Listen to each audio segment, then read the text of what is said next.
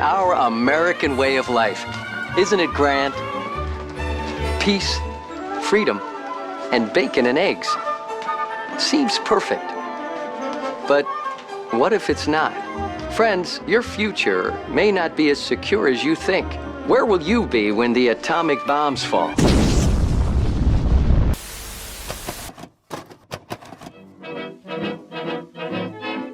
When it comes to video game locations with dark, interesting, and memorable lore to unearth, it's pretty hard to beat the iconic numbered vaults from the Fallout series. Scattered around each and every title in this franchise, these pre-war emergency shelters were constructed by the enigmatic defense corporation known in-game as Vault Tec, to preserve both the American people and their way of life in the event of total nuclear devastation. But also, of course, unbeknownst to all of the survivors within, these vaults doubled as a sinister array of inhumane test chambers designed by the US government themselves. Because hey, what better time to conduct a little bit of twisted science, right?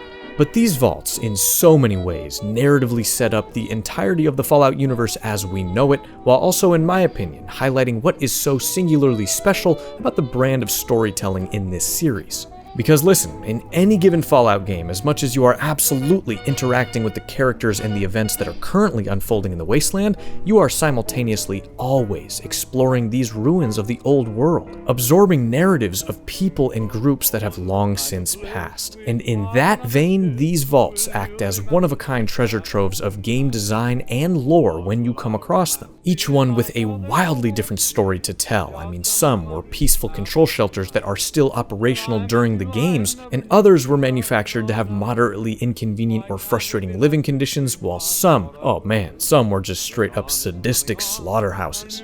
So today, I would like to invite you to follow me to the capital wasteland, the setting of Fallout 3, to tour a very particular video game location that has always been of great interest to me personally. And it's far to the north of this game's map, just west of the Deathclaw-infested town of Old Olney, that we find a humble rock formation hiding the entrance to a low, dank cave. A cave that houses Vault Tec Vault number 92. A vault that, way back in its day, offered shelter and safety to a very specific subset of creative and talented Americans. A vault that promised a carefree bohemian lifestyle deep underground away from certain death and radiation, but a vault that ultimately betrayed all of those inside by horrific subliminal means. A wretched experiment designed to weaponize human beings by some sort of soft, sinister force. And a vault that over the passing centuries has had so many of its horrific dark secrets drowned and forgotten. Welcome everyone to the Worldpedia, a video series where we take long, hard looks at interesting or significant video game locations across all genres and learn everything there is to learn about them. Now really quick, before we continue, I would just like to give a personal shout out to my amazing patrons who help me out so much by supporting this channel away from YouTube. You guys are the best. I am Ghost, your host as always, so please now grab your official Vault Tec issued Pip-Boy, your favorite instrument, possibly a crude weapon of some sort, and let's together head into the uncertain darkness of Vault 92.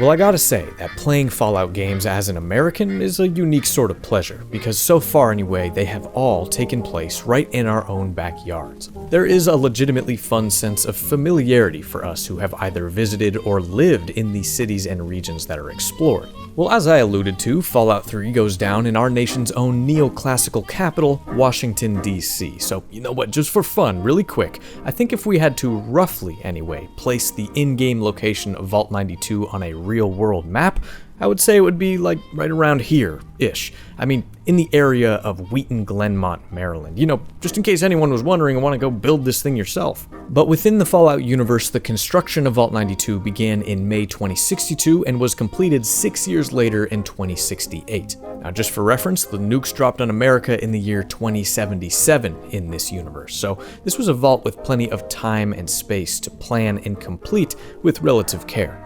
It was built snugly into solid rock, providing a very firm foundation, but whether it was by Vault Tec's typical malicious design or not, this vault specifically was built dangerously close to underground spring water, which definitely comes back to haunt the place, but more on that much later.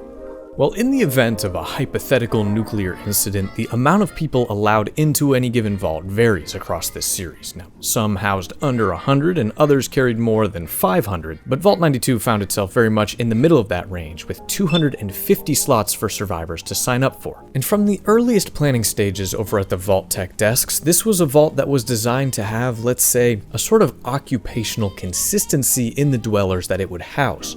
That's right, this vault was exclusively constructed for classical musicians. Violin, percussion, bass, flute, piccolo, those with a certain talent with their ear to pick up and play the subtleties of a tune would exclusively make up the fabric of this vault. So imagine if you yourself lived in the area way back in the day, you were a professional trumpet player and the existential dread of imminent nuclear warfare was kind of getting you down. Well brother, this thing was literally made for you, because along with the typical social structures and amenities of a Vault Tec Vault, this one would be equipped with the highest end sound equipment, musical instruments, and recording gear that money could buy. And I find this to be a very underrated aspect of the entire narrative tool of these vaults. There was extensive marketing and propaganda in the pre-war world, luring certain types of families or individuals to enroll and reserve a spot for survival. I mean, you got that kind of classic Americana art style, the Vault Boy character in his entirety, who I did a video on a few years back.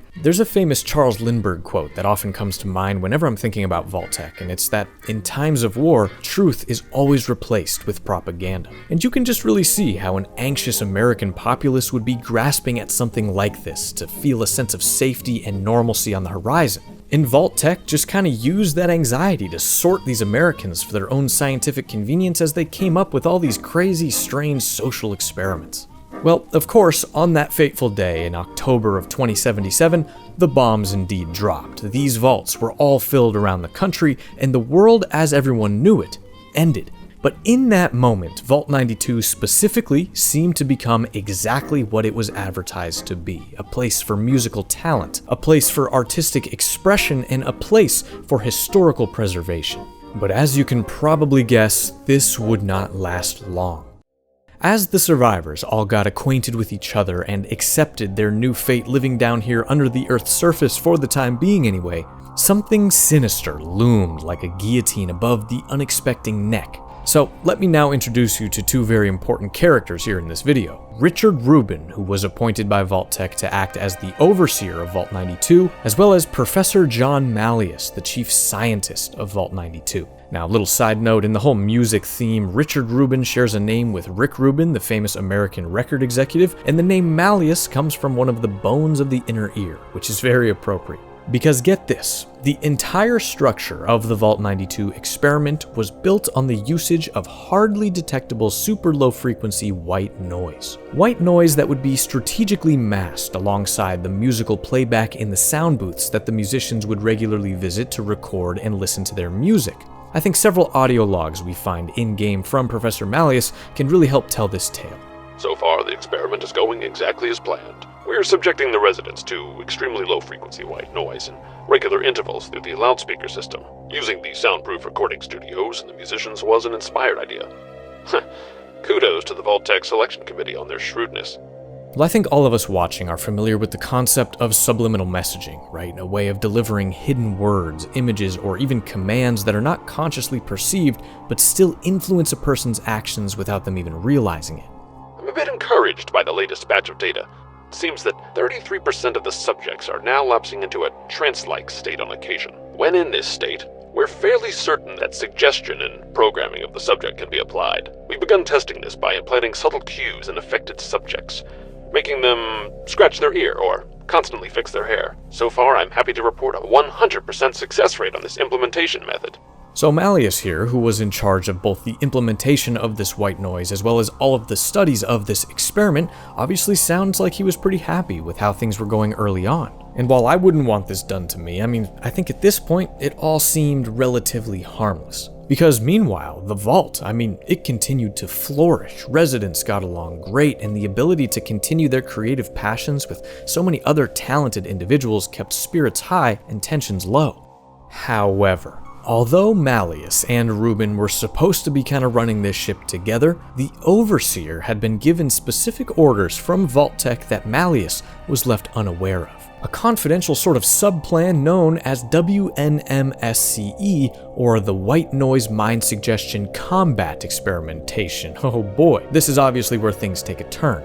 Well, these orders saw Rubin slowly and sinisterly expand things a bit, because instead of white noise only being present in the sound booths, he began playing it throughout the entire dormitory level speakers at a very low volume as the dwellers slept. And instead of keeping things simple like scratching their ear, he started to implant violent, murderous, and straight up savage commands in these musicians' minds. Well, it did not take long for these auditorily gifted folks to pick up those commands and become seriously affected, and that is when the first tragedy struck.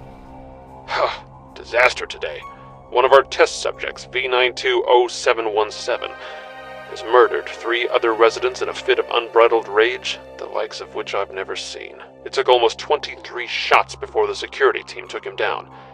This subject has no history of violence or mental instability whatsoever. My concern is that this subject is one of our most successful implant recipients, able to execute complex instructions during a trance state.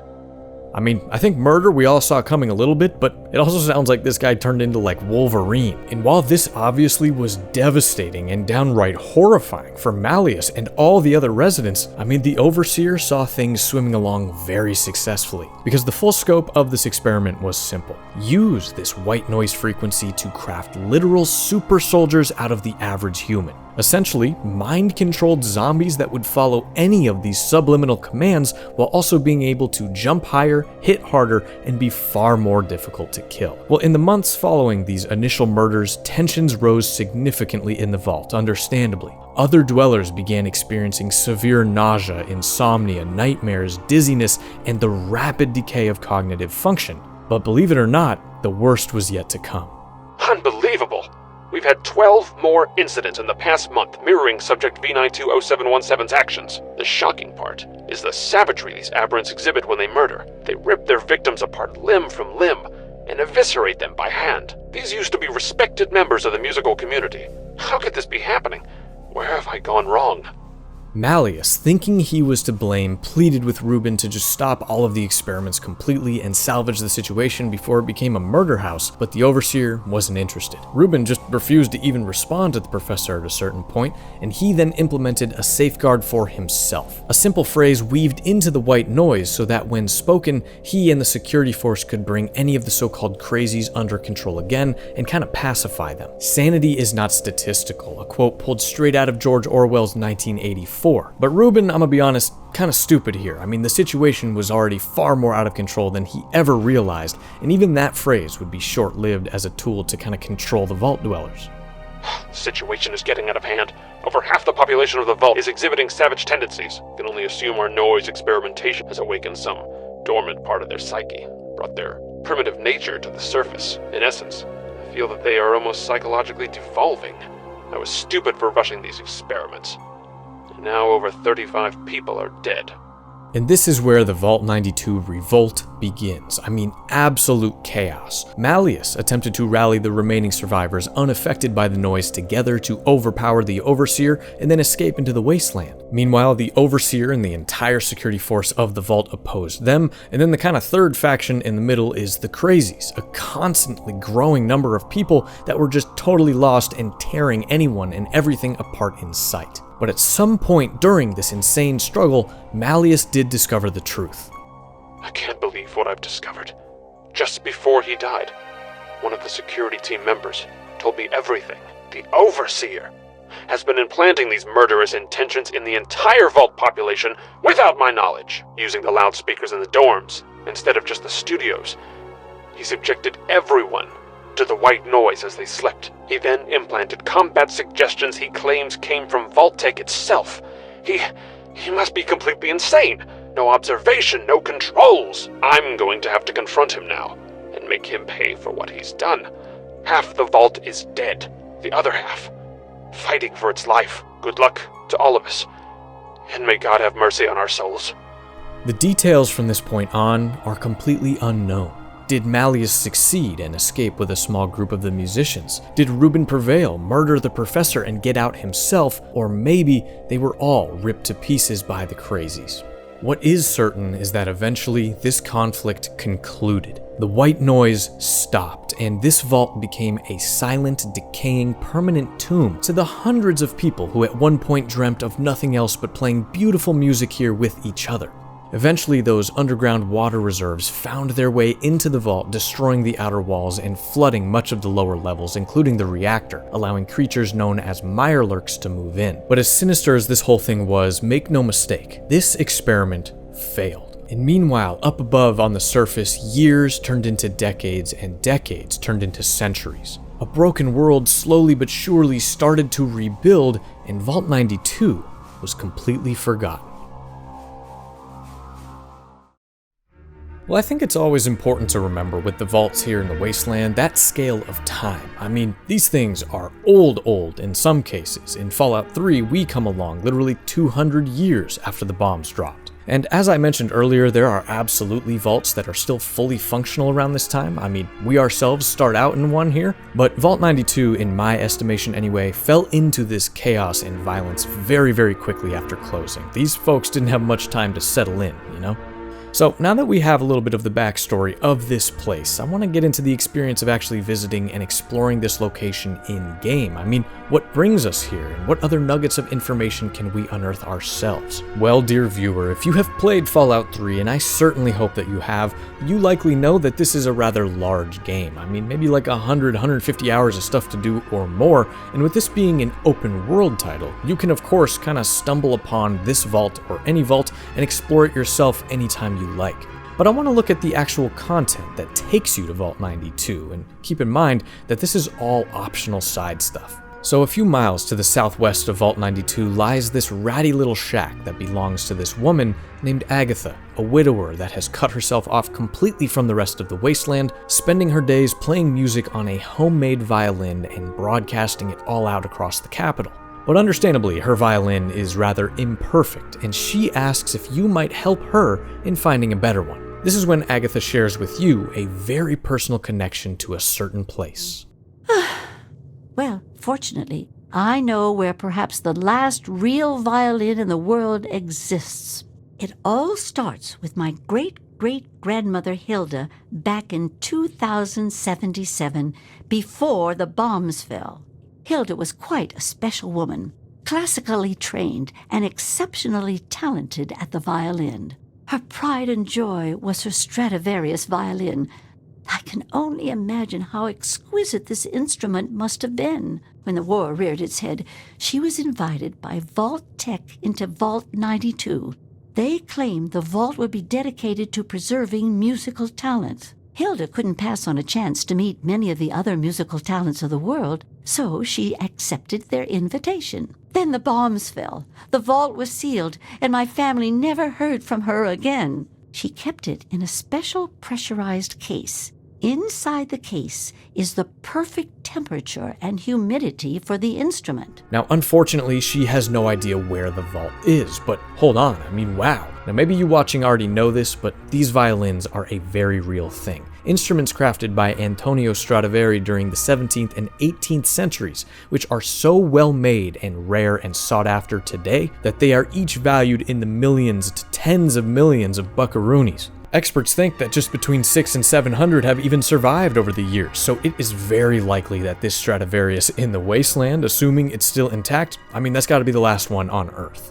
So, okay, in truth, this is a very simple fetch quest, and off you go to try to locate this vault, which involves actually going to the old broken down Vault Tec headquarters in DC, which I think is very cool. Here you can pick up a few hints about 92 and pinpoint where it is located, and then when you finally make your way all the way up north, head into the cave and approach the entrance, there's definitely something unusual afoot. This big industrial iconic vault door is just wide open and rusted to all hell. Now I take this as a sure sign that people have come in or out of this place over the centuries, but how recently, that is unknown. The vault layout is very straightforward. Here's a little map if you care about that. An entryway leads into this central chamber with doors heading off to all the various wings of the vault as well as the main atrium like right in front of you. But whoa, I mean almost immediately, like 20 steps into the vault, you see signs of the struggle that took place here so long ago. almost completely undisturbed. I mean, tons of skeletons with humorously fresh 200-year-old bloodstains next to them. Booby traps, tripwires, rigged firearms, proximity mines, tables flipped over for cover. This place turned into a war zone of paranoia. But for me, coming upon each of these bodies, I mean, the mystery of who each person was is palpable. Were they one of the crazies that lost themselves to bloodlust? Were they just some poor bastard fighting for their life? Or maybe we are even looking down at the remains of Reuben or Malleus. Well, as you make your way through searching for this dang violin, you encounter tons of bloat flies and mirelurks that I mentioned earlier, but no people whatsoever. It seems that if raiders or other groups ever found their way into this place, they didn't stick around long. I mean, it's very dangerous. But the best thing about this quest is how you, very naturally, unearth new narrative threads that really make this whole event really feel like it just took place yesterday. Malleus's audio logs that we heard earlier are definitely the crown jewel, but you also get to waltz right into the Overseer's office in the atrium and read Richard Rubin's private thoughts live throughout the deterioration of his vault. I mean, it's very illuminating stuff to see just how sinister this man was. But once you head out into the wings of Vault 92, we start to get clues about the folks that briefly called this place home. In the sound testing area, a lone intact terminal with the logs of a woman named Zoe Hammerstein sits forgotten in a corner, and she describes her excitement in being admitted into this vault and actually says that she hardly knows how to play the violin, which that's crazy. I mean, maybe that means Vault Tec wasn't as selective as they thought, or maybe this experiment was meant to have more of a range of skill, who knows. Also kind of funny that she says she learned Haydn's Symphony No. 3 in D minor, but that doesn't exist, you dummy, it's in G major. But then in her next entry, Zoe is obviously starting to become affected by the white noise, feeling sick and woozy, going to the doctor, but she also mentions this man named Parker, a real cutie who she seems to have a bit of a crush on. More on him in a moment. Because sadly, in the next entry, we see a woman whose brain is just rapidly turning into mush, slurring her thoughts, and then by the final entry, poor Zoe here is just beyond all help. One of likely dozens of examples of innocent people quickly turning mad. Heading down into the flooded lower levels, we find a maintenance log with complaints about some of the menial tasks of these workers, as well as the first rumblings of the nearby water reserves causing structural damage to the vault. Obviously, by the time we come along, the water has won that battle. While exploring the living quarters, you yourself can actually turn on that dreaded white noise manually, which immediately kills all mirelurks who hear it, which is very interesting and a pretty fun mechanic to play with while you're in here. There is also, hidden under a toilet, a book of sheet music that's a key item in Agatha's quest, and I would say the living quarters in general just has a few nice little dark scenes of some of the deceased, folks that took their own lives, and just the grim notes that they left behind. It's very depressing stuff. Oof, I almost forgot this one, but back up in the atrium in the supply room store, you can read the terminal of the manager, Gordy Summers, who is pleading with the Overseer to allow the sale of personal headphones and listening devices. I mean, it's a music vault, you think that would be baseline, but Reuben obviously restricted those things so that the dwellers could never escape the white noise. Now, another side note, Gordy Summers comes from Gordon Summers, which is the real name of the musician Sting. But now let's talk about the previously mentioned Parker Livingston, and he was the man who acted as the main supervisor of the recording studio in this vault, and the terminal in that room shows a few of his little emails all around. This includes him being very aware early on that there was some other frequency present in the playback audio, but he just chalked it up to like signal interference or something similar. Man, if only he had pressed the issue. And then very interestingly, we see him corresponding with a woman named Hilda. And Hilda is the owner of the very Stradivarius that we are after, as well as the direct ancestor of old Agatha. Now it seems that these two fell deeply and passionately in love, even getting freaky with it in the recording rooms at times, and Parker, I gotta ask, what the hell do you want to do with that violin bow, my man? But finally, in the nearby recording room itself, you find two bodies together, as well as one by the door with a laser pistol close by. Now listen, maybe I'm connecting dots that aren't there, I do that a lot, but I have always felt that this could be interpreted as Zoe Hammerstein losing her mind and hunting down the guy that she fancied who she knew loved another. A possible unalive them and then herself situation, which is very grim. And at last, on the table behind this deceased couple, we find the beautiful Stradivarius completely suspended in time in a pressurized case and ready for playing. But man, I mean, all this little stuff is where this location, and for that matter, all the Fallout vaults in the series, just shine as virtual spaces meant for environmental storytelling and exploration. I mean, to be frank, the gameplay here is less than light. There's no puzzles, no bosses, no difficult things to overcome. It is much more like a little museum. The final moments of this horrific event just trapped in time, waiting for someone like you to come along and piece these little things together if you want to take a moment to stop and look. It's just fantastic stuff. Heading back to Agatha's with the violin will just kind of conclude this little quest, though you can, I will say, sell the Stradivarius to a few interested parties for a very high price if you so please, but personally I like to bring it back to the old musician for the karma, and also because if you throw in that sheet music you found under the toilet, Agatha gives you the Blackhawk, one of my favorite weapons in the entire game. A badass 44 Magnum with this massive scope that honestly is about as good at range as any sniper rifle in Fallout 3. This thing goes crazy. And additionally, you are granted access to Agatha's station, where you can personally hear her play the Stradivarius live from her shack as you continue your journey out in the capital wasteland.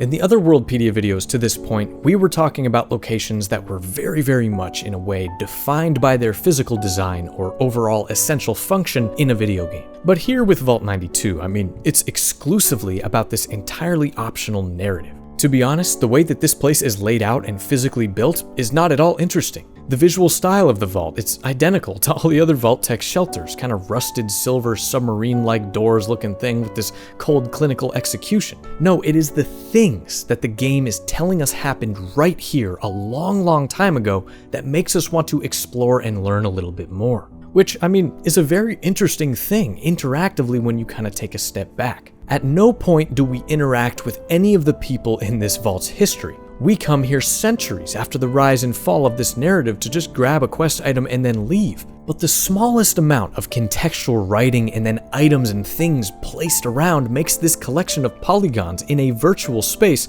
endlessly intriguing, and I just love that. But that all being said, it is tradition in this video series to pick a favorite nook in each location we explore. A place that I just personally kind of like for whatever reason, and for Vault 92, this might surprise you, it's actually the Overseer's office. Now it's a little boring at first glance, there's nothing really in here but a stealth boy on the table. I imagine Richard Rubin looking out the small observation window here out at the vault day by day. From the moments the bombs were still dropping to the musicians all getting comfortable in their new lives, and then as his sinister schemes devolved into violence and madness. I imagine the sort of dark satisfaction he likely felt standing here that quickly turned into personal panic and terror. I just adore how well the Fallout series is able to make me feel connected to these events that happened so long ago.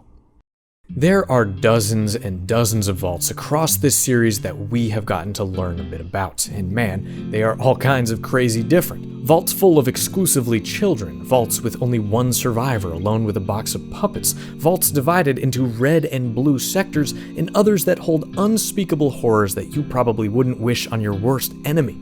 So no, Vault 92 is not the most infamous, it's not the most sinister, it's not the most beloved by Fallout fans. But in my humble opinion, it is the perfect example of how this franchise uses these extremely unique locations to give us players just a small glimpse of the very human evil of the old and new world. A single piece of the stupidly sinister Vault Tec puzzle that looms over this entire franchise. Because man, if we have learned anything from Fallout over the years, it is that no matter what villains or brutal factions rise and fall in the wasteland century to century, there is simply no greater threat to humanity than its own cruelty. Thank you guys so much for watching or listening to this episode of the Worldpedia. I mean, definitely more of like a storytelling entry, but I think it's a nice break from the overtly game design emphasis stuff we talked about in the Whiterun and Toothfort videos of the past. So please tell me, man, what other vaults would you guys like to see highlighted in this series? I know there are tons of good ones out there, and just what other video game locations should we visit in the Worldpedia? It can be literally anything. Another shout out to my wonderful patrons, you guys are my favorite. Now everyone, go play some video games, be kind to one another, and until next time, peace.